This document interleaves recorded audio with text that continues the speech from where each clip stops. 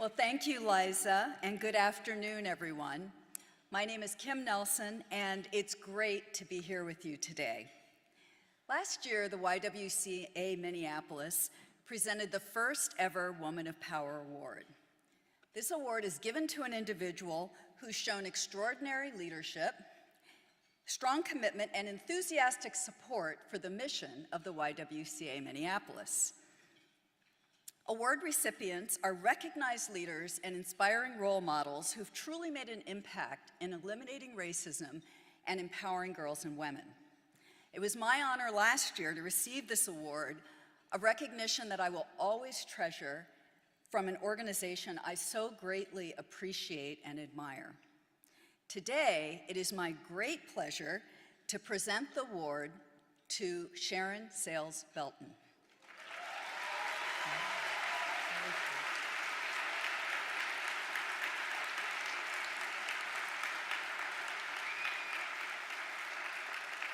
Sharon is recognized in our community as an influential leader, politician, and activist through her career and through her community work. Sharon was the first African American and the first woman mayor of the city of Minneapolis.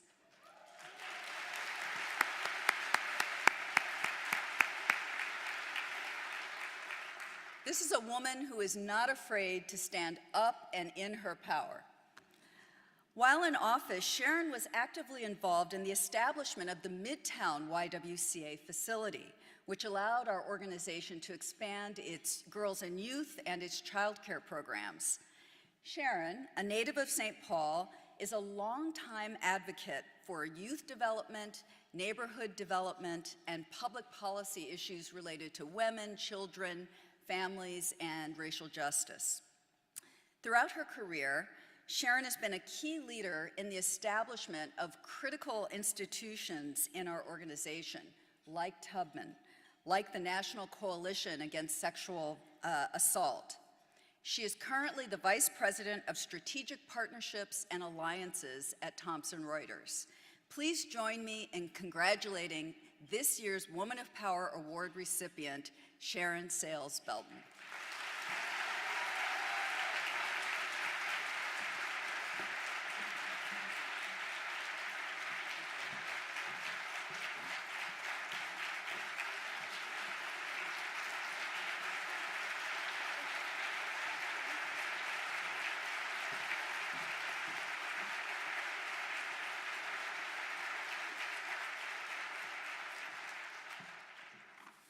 Wow, that's pretty impressive. I'm going to put that somewhere in my house. Well, first of all, I'm honored to share this recognition today with my family and my community who have helped shape the foundation of my commitment to public service. I am grateful for their love, their guidance, and as well their critique. Many of you know that I grew up in Rondo neighborhood in St. Paul, a beloved village that was destroyed because our community's voice and our livelihood was not valued. Little did I know that that experience would unleash a lifelong passion for justice, equity, and advocacy. My family's values and expectations for me were amplified by my community at Pilgrim Baptist Church, at Hallie Q. Brown Center, at Oberboys and Girls Club, and later at the YWCA Minneapolis as a high school teen. Yes, I was a triad.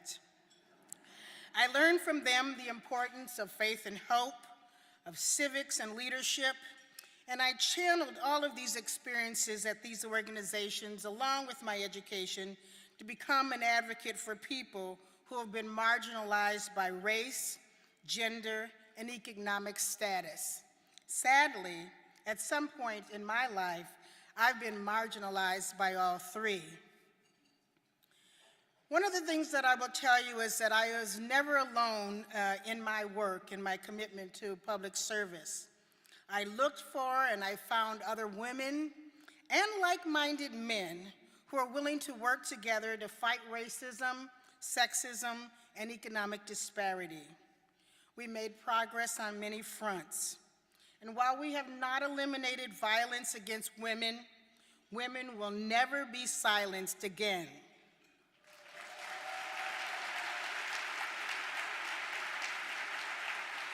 While racism is still prevalent in our society, there are many more voices now demanding racial justice and equal rights for everyone, and are actively working to expand coalitions and the partnerships that are necessary to achieve equality and equity. I want to take this opportunity to applaud the YWCA Minneapolis in this particular work. They are unapologetic in their mission to eliminate racism in our community, and I thank them for their bold leadership and their commitment to help women and girls achieve their goals and their aspirations. Vibrant communities need strong organizations to help break down the barriers to well-being and resilience. And it has been my personal privilege to have worked with the YWCA and other organizations in Minneapolis to help secure housing and daycare and other services to help women and children achieve self-sufficiency. Throughout my life, I have had role models and mentors and sponsors who helped me navigate through personal and professional challenges and as well opportunities. There's not a day that goes by without me thinking about at least one of them. And that doesn't even include my mothers, Pearl, Marion, and Ethel. They believed in me when I doubted myself. They insisted that I show up even when I knew I was going to be the only woman of color in the room, or in some cases, the youngest person in the room with the least professional experience. They valued my voice, the experiences that I had in my life, and my perspective. They helped me to reach what they knew I had in me when I didn't believe in myself. They saw my potential. They helped me to get comfortable taking risks. And as many of you know, I've been known to take a few. I pledged years ago to fight for justice and equality and to be that advocate for civil and human rights. I understood that this was not a fight that is won by individuals. It requires our collective action, networks, sponsors, role models, commitment, and more importantly, time. The question that I want to ask to all of you today is, how much time do we have left? How much time do we have left? In closing, let me just say that while I know that the loss of the Rondo neighborhood still lingers in my heart, and I know that I cannot undo the past, I know that I can change the future. With you, we can change the future. I am honored to accept this recognition from the YWCA Minneapolis, and in doing so, I want to stand with the YWCA and others, many of you in this room, I hope, to ensure that all the voices of all the people in all of our villages are heard, valued, and that we prepare the next generation of leaders to lead with integrity and a commitment to justice for all. Thank you very much.